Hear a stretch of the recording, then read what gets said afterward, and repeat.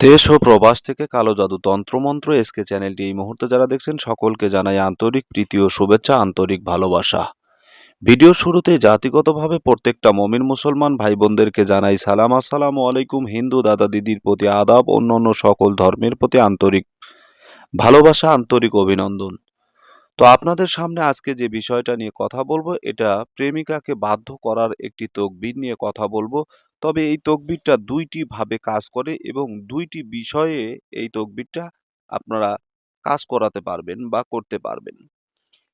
কোনো ব্যক্তি যদি জনপ্রিয়তা অর্জন করতে চান বা মানুষের কাছে যদি আপনার প্রেম ভালোবাসা যদি আপনি বাড়াতে চান, হয়তো মনে করেন কোনো অফিস আদালত, কোনো ব্যবসা প্রতিষ্ঠান বা যে কোনো জায়গায় আপনি কর্মজীবনে কর্মরত অবস্থায় রয়েছেন, কিন্তু আপনার ব্যবসাটাকে আপনি ব্যবসার স্থানে আপনি আপনার গ্রহণযোগ্যতা বা আপনার সম্মান, আপনার দাম আপনি মানুষের কাছে বাড়াতে চাচ্ছেন, মানুষের কাছে আপনার জনপ্রিয়তাটাকে তুলে ধরতে চাচ্ছেন, তাহলে এই তকবিরটি আপনি ব্যবহার করবেন। ইনশাআল্লাহ আল্লাহ তাআলার অশেষ দয়া মেহেরবানিতে মানুষের অন্তরে আপনার জন্য একটা ভালোবাসা এবং প্রেম মহাব্বত সৃষ্টি হবে।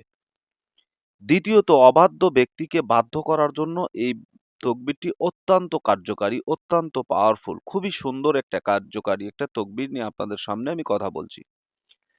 যারা মনে করেন যে জীবনে অনেকবার আপনি ঠকেছেন, অনেকবার মানুষের কাছে প্রতারিত হয়েছেন, ভালোবাসার মানুষ আপনাকে মূল্যায়ন করে না, ভালোবাসার মানুষ আপনাকে প্রত্যাখ্যান করে, যে কোনো ক্ষেত্রেই আপনাকে ছোট করে দেখে, তার কাছে আপনি কখনো মূল্যবান হতে চাচ্ছেন কিন্তু মূল্যবান হতে পারতেছেন না, তার কাছে আপনি অমূল্য, আপনাকে মানে প্রয়োজনে ব্যবহার করে, প্রিয়জন হিসেবে আপনাকে দেখে না।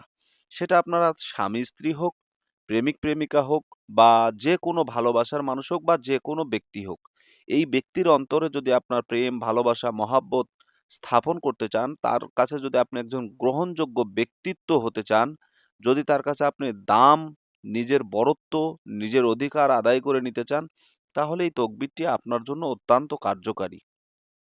তো এই তকবিরটি ব্যবহার করার দুইটি নিয়ম, দুইটি মাধ্যম আছে। এক, এই তাবিজটি যদি লেখে আপনি হাতে ব্যবহার করেন, পুরুষ হলে ডান হাত, মেয়ে হলে বাম হাতে যদি ব্যবহার করেন, মানুষের কাছে আপনার গ্রহণযোগ্যতা এবং মানুষের কাছে দাম বেড়ে যাবে। মানুষের কাছে আপনার আলাদা একটা সম্মান তৈরি হবে। মানুষ আপনাকে ইজ্জত করবে, লোকে আপনাকে সম্মান করবে, লোকে আপনাকে প্রচুর রেসপেক্ট দিবে।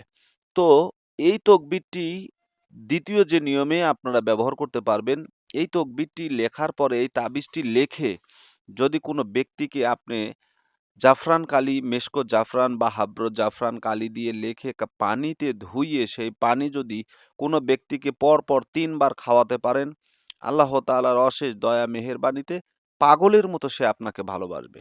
সে আপনাকে সম্মান করবে, ইজ্জত করবে, আপনাকে দাম দেবে, মূল্যায়ন করবে।